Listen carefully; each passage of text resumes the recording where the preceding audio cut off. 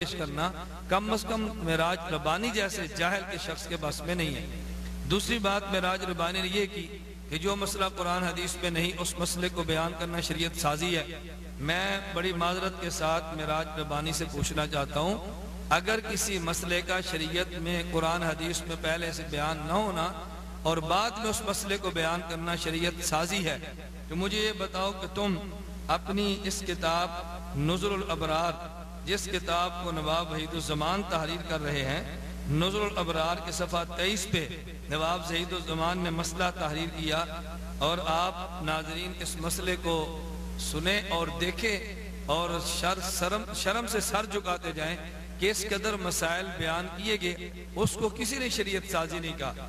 وحید الزمان صاحب لکھتے ہیں فَلَوْ أَدْخَلَ الْجِنِّيُّ حَشْفَةً فِي فَرَجِ الْمَرْأَةِ وَلَمْ تَرَهُ وَلَمْ تُنزِلْ لَا يَلْزَمُ عَلَيْهَا الْغُسْلُ، اگر کسی جن نے عورت کی شرمگاہ میں حشفے کو داخل کیا، عورت نے دیکھا نہیں، اس عورت کا انزال بھی نہیں ہوا، اس عورت پر کوئی غسل نہیں۔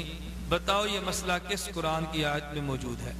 بتاؤ یہ مسئلہ حدیث مبارک کی کون سی حدیث کے اندر موجود ہے؟ اگر یہ مسئلہ قرآن کریم کے اندر بھی نہیں، اگر یہ مسئلہ حدیث پیغمبر صلی اللہ علیہ وسلم کے اندر بھی نہیں، اور پھر یہ مسئلہ وحید الزمان نے نظر الابرار میں بیان کیا، تم نے کیوں وحید الزمان کی گرفت نہیں کی؟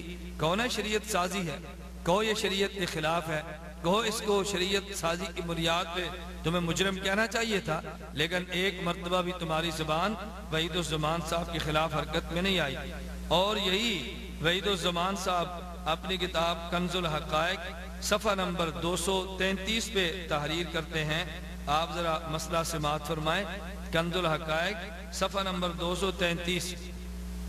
اور بڑی یعنی تعجب ہمیں ہوتا ہے کہ مسئلہ بیان کرتے ہوئے طرز کیسا اختیار کیا، اب اس پر تبصرہ کم از کم کرنا میرے بس پہ نہیں۔ معراج ربانی جیسا مسخرہ شخص ہی اس مسئلے پر صحیح انداز میں تبصرہ کر سکتا ہے، مگر اس پر اس کا مسخرہ پن بالکل جواب دے جائے گا، کیوں اب اپنے گھر کی بات آئی ہے۔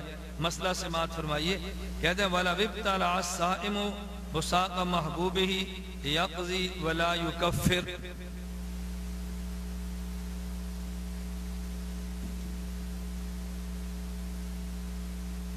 اگر کوئی شخص روزے دار ہو اور روزے کی حالت میں اپنے محبوب کے لعاب کو نگل جائے تو ایسے شخص کو قضا کرنی پڑے گی مگر کفارہ ادا نہیں کرے گا۔ محبوب کا لعاب نکل گیا روزے کی حالت میں، قضا ہے کفارہ نہیں۔ اچھا اگر محبوب نہ ہو اور پھر کہتا ہے وَقَضَا فِي غَيْرِ مَحْبُوبِهِ، یہ مسئلہ محبوب کے لیے بھی ہے اور غیر محبوب کے لیے بھی ہے۔ روزے کی حالت میں اگر لعاب کو نگلا تو اس پر قضا ہے کفارہ نہیں۔ اب اگر معراج ربانی کی زبان ہوتی تو میں سمجھتا ہوں معراج ربانی اس پر تبصرہ شاید یوں کرتا کہ وحید الزمان صاحب یہ دعوت دے رہے ہیں کہ روزے کی حالت میں محبوب کا لعاب نگل لیا کرو، روزے کی حالت میں سڑک پہ چلتے غیر محبوب پکڑ کے اس کا لعاب نگل لیا کرو۔ وہ زبان ہوتی تو شاید تبصرہ یہ ہوتا۔ میں اس پر تبصرہ کیے بغیر معراج ربانی کو دعوت دیتا ہوں کہ جناب کسی کیسٹ میں ذرا وحید الزمان کے مسئلے پر بھی تبصرہ کریں اور لوگوں کو بتائیں کہ حیدرآباد کے فقیر نے یہ مسئلہ یوں تحریر کیا ہے، لیکن اس پر تمہاری زبان حرکت میں نہیں آئے گی۔ تو یہ کہنا کہ وحشتی زیور میں مسائل قرآن و حدیث کے خلاف ہیں، اور یہ کہنا کہ وحشتی زیور میں وہ مسائل ہیں جو قرآن حدیث میں نہیں تھے، یہ شریعت سازی ہے۔ اگر یہ شریعت سازی ہے تو بتاؤ نظر الابرار شریعت سازی نہیں؟ اگر یہ شریعت سازی ہے تو بتاؤ کیا یہ کنز الحقائق کے مسئلے شریعت سازی نہیں؟ ان کو بھی شریعت سازی کہہ لیتے، کچھ اس کے لیے بھی تمہاری زبان حرکت میں آتی۔ میں بارہا گزارش کر چکا ہوں اس جاہل شخص کے علم میں نہیں کہ جو بات میں کہہ رہا ہوں کل کو میرے گلے میں پڑ سکتی ہے اور مجھے اس کا جواب دینا پڑے گا، یا اس خائن اور بددیانت شخص کو یہ اندازہ نہیں کہ میری خیانتیں اور بددیانتوں کا پردہ چاک ہوگا۔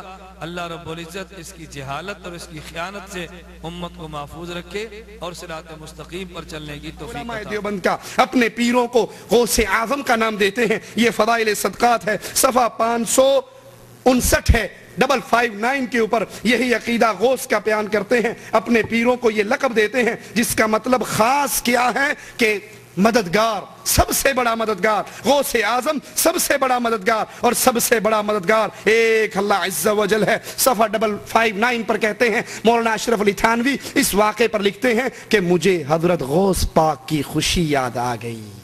गौस पाक सब मददगार, फरियाद रस, और फरियाद रस सिर्फ एक अल्लाह अज़्ज़ा व जल है, उसके अलावा कोई और गौस नहीं है। सामीन, मैं आपके सामने तौसीफ़ुर रहमान की जहालतों और ख़यानतों का तज़किरा कर रहा था। उस ज़िमन में आपने अभी तौसीफ़ुर रहमान की ज़बान से जो जुमले सुने, हज़रत शेखुल हदीस मौलाना मोहम्मद ज़करिया नव्वरअल्लाहु मरक़दहू की किताब फ़ज़ाइल सदक़ात का हवाला देते हुए उसने हज़रत थानवी रहमहुल्लाह के हवाले से बात नकल की। हकीमुल उम्मत थानवी रहमहुल्लाह फरमाता है कि मुझे हज़रत गौस पाक रहमहुल्लाह की खुशी याद आ गई। अब इसने दावा क्या किया कि गौस आज़म अल्लाह की ज़ात है, अल्लाह के अलावा सबसे बड़ा मददगार किसी को कहना जायज़ नहीं।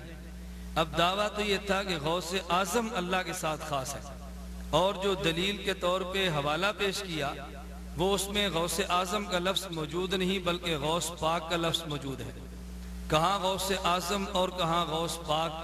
तो इस शख्स की ख़यानत और बददियानती ये है, इसको चाहिए था फ़ज़ाइल सदक़ात का वो इबारत नकल करता जिसमें हज़रत शेख अब्दुल कादिर जिलानी रहमहुल्लाह या किसी और बुजुर्ग को गौस आज़म कहते तो ये बात अलग थी कि उनको गौस या गौस आज़म कहना जायज़ है या नाजायज़, लेकिन कम अज़ कम इसके दावे के मुताबिक तो हवाला मिल जाता। हवाला ये था कि असल दावा गौस आज़म एक अल्लाह की ज़ात है, सबसे बड़ा मददगार एक अल्लाह है, ये अल्लाह ही के साथ लफ्ज़ ख़ास है। लेकिन फ़ज़ाइल सदक़ात में गौस पाक का लफ्ज़ अल्लाह के अलावा और पर भी इस्तेमाल किया तो ये तौसीफ़ुर रहमान की ख़यानत और बददियानती है। नंबर 2, तौसीफ़ुर रहमान की जहालत देखे। अल्लाह रब्बुल इज़्ज़त का नाम लेते हुए कहता है अल्लाह इज़्ज़ा वजल, अल्लाह इज़्ज़ा वजल। तो मोहतरम सामीन, मुझे ये बताएं, ये अल्लाह रब्बुल इज़्ज़त को अल्लाह अज़्ज़ा वजल कहना ये तो अरबियत के क़वायद के मुताबिक है, लेकिन इज़्ज़ा वजल कहना, आइन पर कसरा पढ़ना, ये कौन सा इल्म और कौन सी अरबी लुग़त है? ये मैं तौसीफ़ुर रहमान से पूछ सकता हूँ। मैं इसलिए कहता हूँ चूँकि खुद जाहिल हैं, इल्म से न वाकिफ़ और न बलद हैं, इसलिए अकाबिर उलमा फ़ुक़हाए किराम नव्वरअल्लाहु मराक़िदहुम की इबारत को गलत रंग पे पेश करते हैं। तो इज़्ज़ा कहकर इसने अपनी जहालत का इतराफ़ किया और गौस आज़म के लफ्ज़ को रद्द करते हुए बतौर दलील गौस पाक के लफ्ज़ को नकल करके इसने ख़यानत और बददियानती का मुज़ाहरा किया। मैं तौसीफ़ुर रहमान से एक सवाल करता हूँ, अगर हज़रत अल्लाह रब्बुल इज़्ज़त की ज़ात के अलावा दुनिया में किसी इंसान को गौस पाक या गौस आज़म या ये लफ्ज़ कहना जुर्म है, तो क्या ऐसा न हो कि कहीं जुर्म तुम्हारे उलमा और अकाबिरीन में से किसी ने किया हो?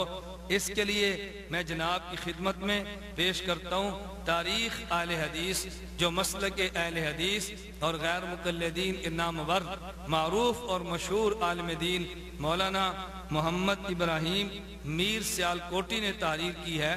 इस किताब के सफ़ा नंबर 410 पे वो तस्करा जब करते हैं हज़रत मुजद्दिद अल-फसानी रहमहुल्लाह का, तो नवाब सिद्दीक असल मरहूम की किताब अबजद उलूम के हवाले से हज़रत मुजद्दिद का तस्करा करते हुए लिखते हैं, आपके मुताखिरीन बुजुर्ग फैज़ याबू में से शेख शमसुद्दीन अलवी अल-मारूफ मिर्ज़ा मज़हर जाने जाना हैं, जो इमाम मोहम्मद बिन हनफिया की औलाद से थे।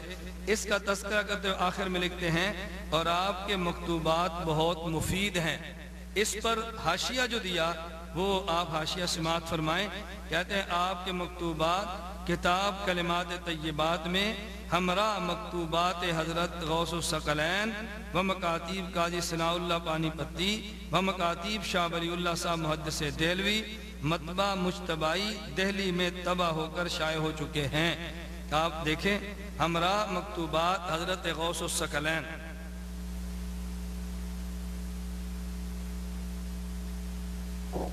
तारीख़ अहले हदीस सफ़ा नंबर 410।